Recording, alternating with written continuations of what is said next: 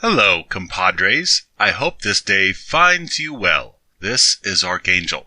There is a mechanism by which exposure to limited quantities of toxin or stress is actually beneficial for many various forms of life, from plants to humans.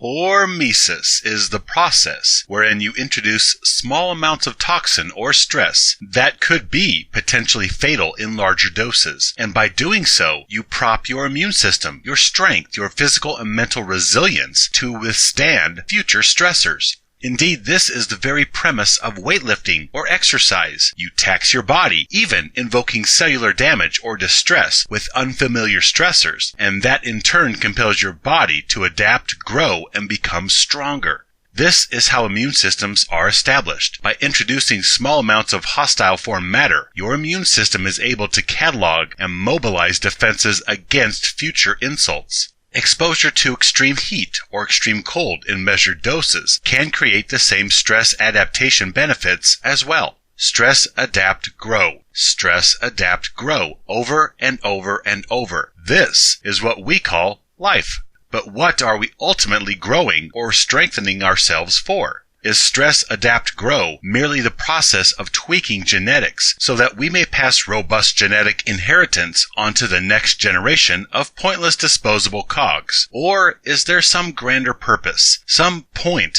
to everything? Well, that's an entirely different subject musing.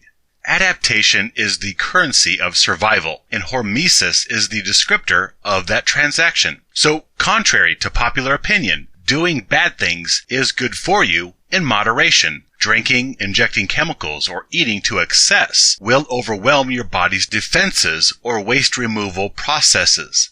Yet, if you eat junk food or drink or have a few smokes in moderation, this actually invigorates your body's ability to identify, mobilize, and neutralize toxins, stress hormones, and free radicals. Hormesis is also the genesis of the cliché euphemism, "What doesn't kill you makes you stronger." And the inference is clear. Stress that does not overwhelm your defenses or breach your mental emotional tensile strength only serves to bolster you up physically or add more emotional resilience.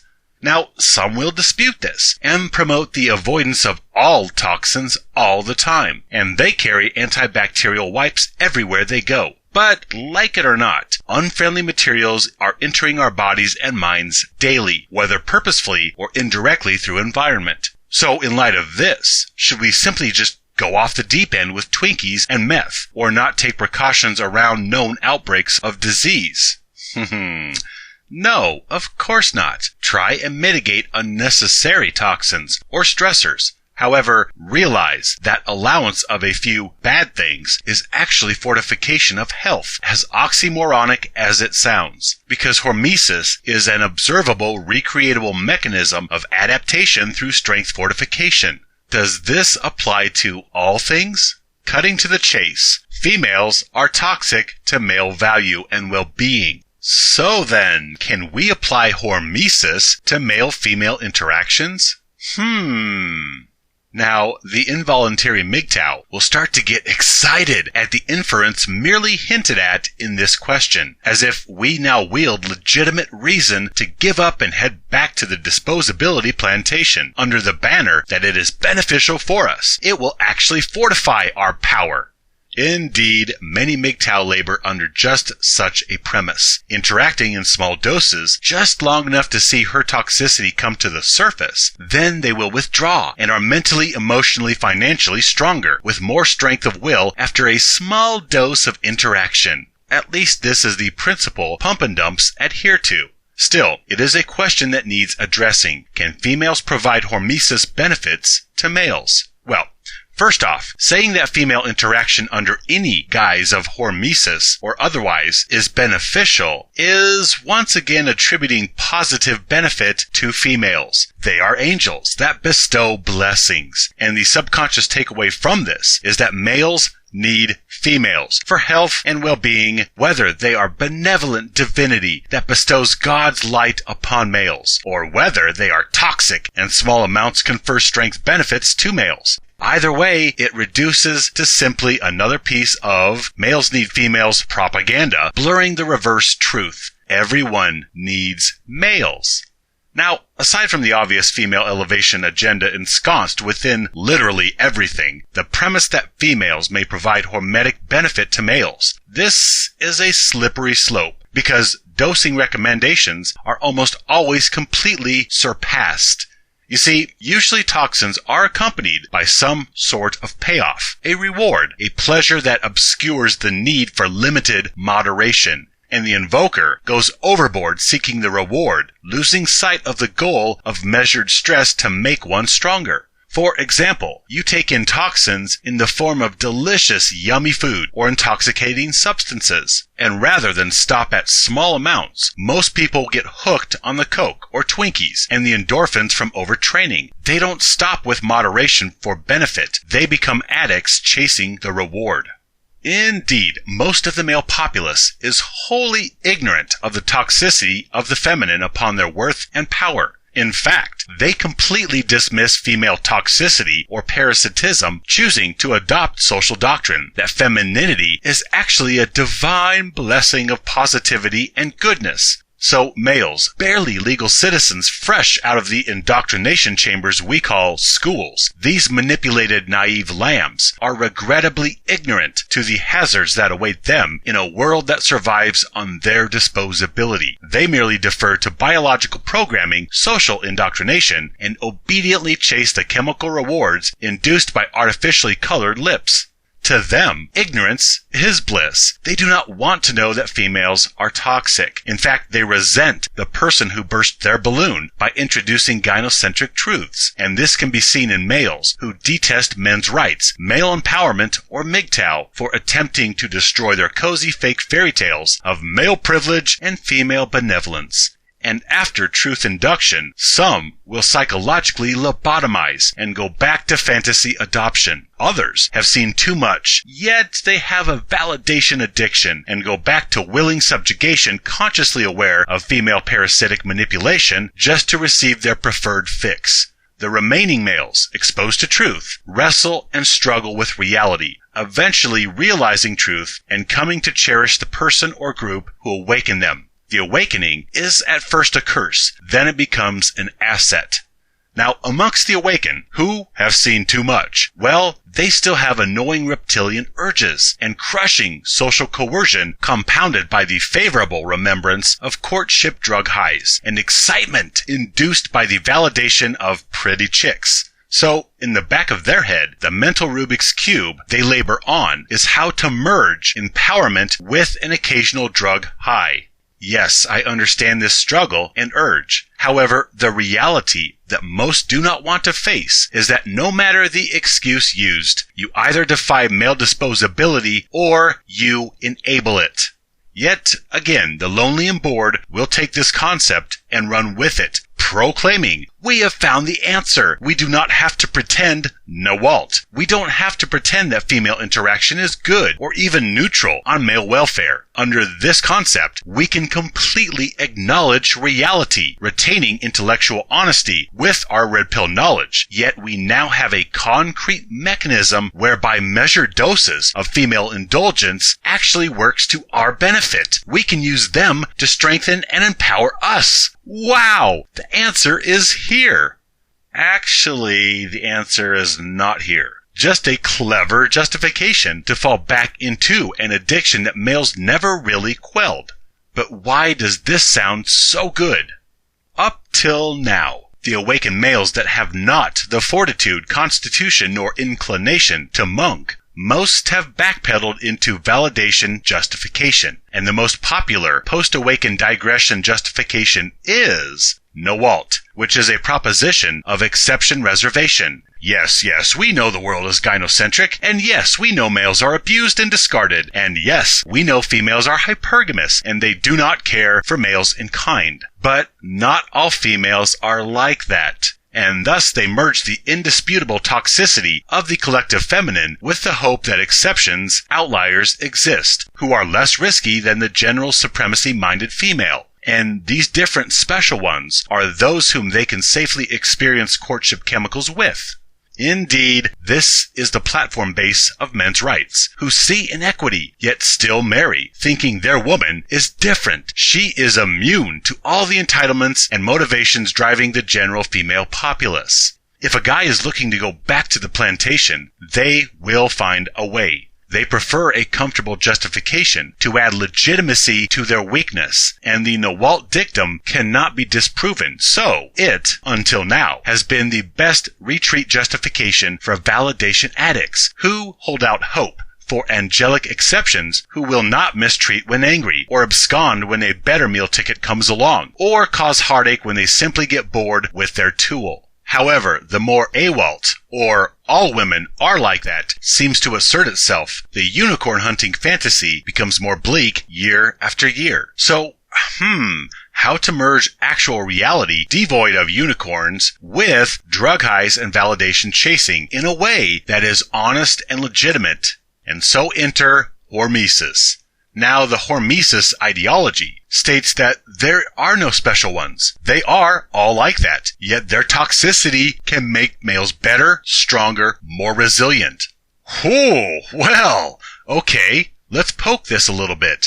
Let's say that you know females manipulate for utility, but you want to get a female-assisted ejaculation or endorphins from a date, whatever. Okay, fine, you hook up with a chick. The task is to interact without exceeding irreversible damage threshold. In other words, can you slip in, get kisses, validation flatteries, and your rocks off without emotional, legal, or financial entanglement? Can you escape the relationship entrapments, the drama, the false allegation, the sperm jacking, the chivalry expectations, the incessant mockery and besmirchment of your sex, the financial providership expectations, the physical, mental abuse, or the mental extortion? Can you escape paternity fraud and sidestep the actions of white knights at her beck and call whenever she gets annoyed with you? If you manage to dodge and escape all this, and so much more, then how will you supplant your worst enemy, yourself?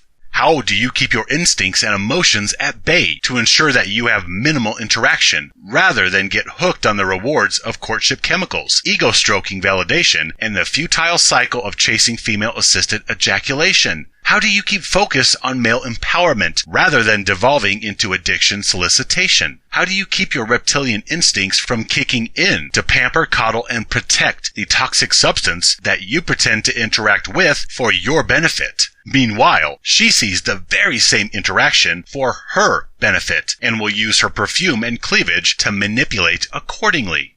Recreational interaction with females after awakening is a Pandora's box. Too many simply fall back into subjugation, overwhelmed by the chemical rush of courtship. Moreover, hypertoxicity doesn't come in the honeymoon phase, where they act sweet and polite. The damage of overexposure shows when they have worn you down into commitment. So again, what is the dosage recommendation? Because really, you should limit exposure just when it seems that everything is carefree and feeling good. Some may assert conservative numbers, such as you see a chick once a week or every other week for a few hours. You do not allow her to dominate your time through incessant texting. You squeeze utility out of her by compelling her to pay for dates. There is no sleepovers, etc. This game may work for a few weeks, assuming you escape all the aforementioned traps. The biggest one is being alone with her, without a witness, where she could accuse you of anything. So you might want to record your interactions. Much of the bad boy playa PUA stuff may be applicable here. However, remember, for Hormesis to be applicable, toxicity exposure needs to bolster you, enrich you somehow. So when you hear her threats or ultimatums, or you see her ugly hypergamous manipulative side, it should serve to repel you further from female relations, thereby making your resolve stronger against relations, cohabitation, marriage, etc. This is the only way Hormesis can be honestly invoked and applicable if her entitlement and self-interest lends you more mental fortification to oppose gynocentrism and male disposability. Otherwise, you are simply an addict trying to get high without paying for the drug by employing a clever justification to hide your vulval weakness. However, This is a cop-out. You do not need romantic recreational interaction with females to receive hormetic benefit. The premise of hormesis is to get dosages adequate to induce stress adaptation, yet small enough to avoid permanent harm. The rub is, most males cannot escape recreational interaction with females without permanent harm, whether from her, the female-favoring state, or from his own emotions for her, which subjugates him willingly to her self-centered utility demands. Most MGTOW get plenty of hormesis by simply dealing with females in our environment on a platonic level, such as family members or coworkers or cashiers at the grocery store. Maybe by simply observing the interactions of whipped husbands or public male figures taken down by accusations. Witnessing the fallout of other guys' unsuccessful interactions with chicks is all the hormesis we need to strengthen us, make our resolve that much tougher and resolute against male slavery and discardability. I get plenty of hormesis in my necessary daily interactions, and they do benefit me by making my will stronger. So hormesis does work. However, taking this to the level of first-person, sexual, romantic, recreational interaction, this is wholly unnecessary. But some males are too weak to escape the want of females, so they need that chase, that occasional rush, and in doing so, they overexpose, exceed dosage, and incur damage. Because on paper, it sounds great. Just a little, then you stop and you're stronger. Yeah, till things start feeling great, then you abandon all will to stop. Most people do not take just a couple puffs for health benefits, or stop at a single bite of Twinkie, or excuse themselves after a few hot and heavy kisses from a beautiful female. No, most people take things all the way, for the pleasure payout masking the toxic agents. And so, intimate female interaction usually ends in males being snared in any number of the aforementioned traps females rely on for the obligated utility providership. But if you are an accomplished bullet dodger, great. Play your odds. If you have a vasectomy and maybe a body cam to record your interactions with females, maybe you will have increased longevity in this game. But again, how will you deal with sabotage from inside? How do you keep your instincts to protect at bay? Where is the line between brief, superficial interaction and fall off the wagon, white knighting? Will you know the difference between toxic exposure for strengthening and surrender to pleasure payout, which initiates the addict cycle of chasing the high no matter the cost? How do you keep lucidity during your chemical intoxication sessions? How do you ensure greater perspective is not lost as emotions conspire to blind you? How can you remain cognizant of romantic recreational associations as nothing more than chemical rewards disguising parasitism and toxicity, not rainbows, starry-eyed lovers, and divine communion? If you claim to imbibe in female relations for self-fortification, what's your plan to ensure loyalty to this objective? You need a plan. Winging it, or playing by ear, or flying by the seat of your pants, or pull-out method, all of these are surefire paths to overdose, damage, and subjugation. It would take the discipline of a monk to keep such a perspective when you have a hot girl hitting on you.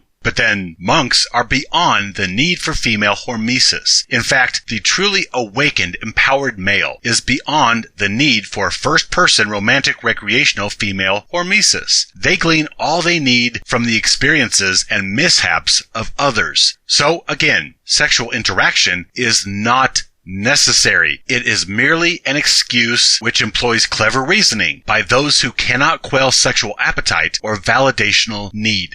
I remain firm. Reject sexual and romantic recreational interactions with females. However, short of that, if you can keep perspective in mind and desire at bay, then brief bouts of interaction may indeed be beneficial to your empowerment inasmuch as you are reminded of why you went MGTOW in the first place.